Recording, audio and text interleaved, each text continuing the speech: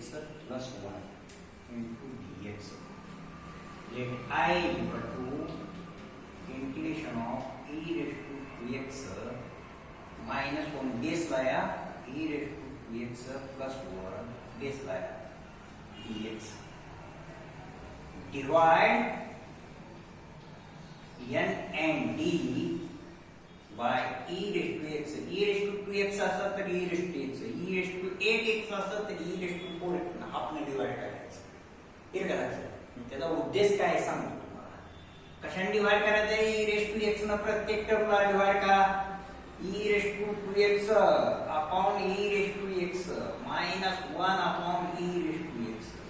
हाँ एलसीएम काढला तर काय राहील? e raised to 2x minus 1 upon e raised to x राहील. हे जर e raised to 2x upon e raised to x plus 1 upon e raised to x dx. समजलं का step? e raised to x हे जर LCM निघाले हे LCM निघून जाईल. तो प्रॉब्लेम असा. आलं लक्षात आलं का? परत स्टेप काय आहे? तर e raised to 2x म्हणजे e raised to x into e raised to x. e raised to 2x ची formula e raised to 2x equal to e raised to x raised to 2 असं केलं तर हे चा n केला तर चालतोय. e raised to x into e raised to 2x ची फॉर्म्युला म्हणजे एक कॅन्सल होईल का? e raised to x म्हणजे राहतंय किती रे इथं? बरोबर आहे. I equal to integration of e raised to x आणि प्लस आहे वर गेलं की इंडेक्स काय रे? Minus e raised to minus x 5 असं तर इथं -5 होईल का नाही? हां बरं आता खाली काय रे? e raised to x राहणार इथं plus e raised to x dx. बरोबर आहे. बघा I equal to integration of 1 upon e raised to x plus e raised to x. हे राहू द्या कसं? e raised to x minus e raised to x dx. Put करायचं. Put e raised to x plus e raised to x is equal to t. e raised to x derivative to e raised to x, e raised to x derivative to minus चिन्ह खाली येत नाही. हां का? Plus e raised to x into x derivative to -1 total dx is equal to dt. चिन्ह minus येत आहे. e raised to x कंस 2 टाका सोप पडत. हां e raised to x minus e raised to x dx is equal to dt. है का? हां म्हणजे integration 1 upon t into dt log of t plus c. log of t ची value म्हणा t काय आहे बघा. e raised to x plus e raised to put केलं आहे e raised to x plus e raised to x plus c. समजलं का? e raised half ने डिवाइड करायचं. हाफ ने e raised to x half ने डिवाइड करायचं. 1 upon 1 plus cot x dx. अशा टाइपचा प्रॉब्लेम काय करायचं? सिम्प्लिफिकेशन करायचं. I equal to 1 upon 1 plus cot में cos x by sin x dx. Simplification करा. 1 sin x 1 upon sin x plus cos x. sin x plus cos x upon sin x. sin x dx. हां काय होईल? sin x वर जाईल. sin x plus cos x dx. sin x plus cos x dx लिहून घ्यायचं. ते किती का प्रॉब्लेम ते घेतलाय का? कट करायचं होतं. कट करता येतं कारण वेगळं into sin x plus cos x sin x plus cos x minus sin x ची जागेवर राहिलं पाहिजे cos x plus sin x upon sin x plus cos x dx. समजते का? बघा काय केलं मी. cos x ला cos x कॅन्सल झालं.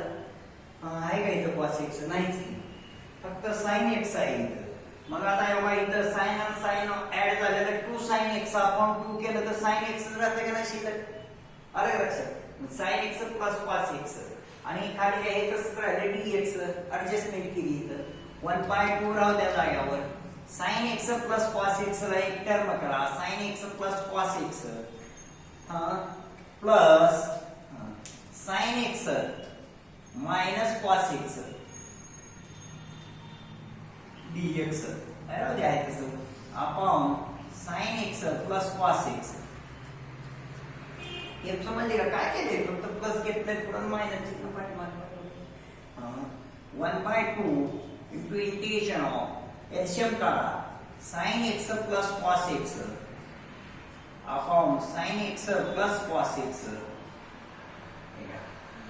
plus हे राहू द्या plus sin x minus cos x sin x divide cos x minus sin x minus चिन्ह कॉमन काढलं तर चालतंय यार cos x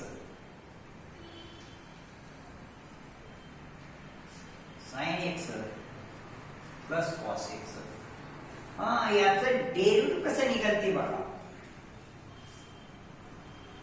याचं डेरिव्हेटिव्ह sin x चं डेरिव्हेटिव्ह cos x cos चं मायनस sin मायनस चिन्ह कॉमन काढलं तर चालतंय बरोबर 1/2 इंटिग्रेशन ऑफ 1 च राहू द्यायचं प्लस राहू द्या तसं मायनस चिन्ह कॉमन काढा वरच्या पुढे काय राहतं या cos x minus sin x dx upon sin x plus cos x अरे लक्षात काय मायनस चिन्ह common minus cos x minus minus plus sin x अरे लक्षात plus minus minus 1/2 1 minus cos x minus sin x cos x minus sin x upon sin x plus cos x dx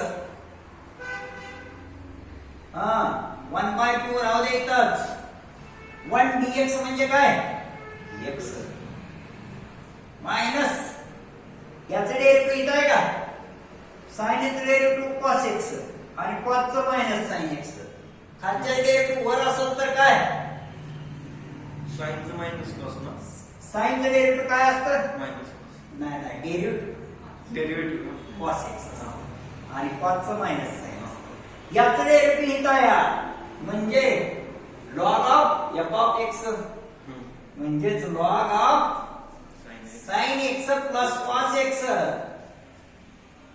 sin x plus cos x plus c use integration of f dash x dx upon f of x is equal to log of f of x plus c हा बरोबर याचं derivative जर निघत असेल तर log म्हणायचं base मानायचं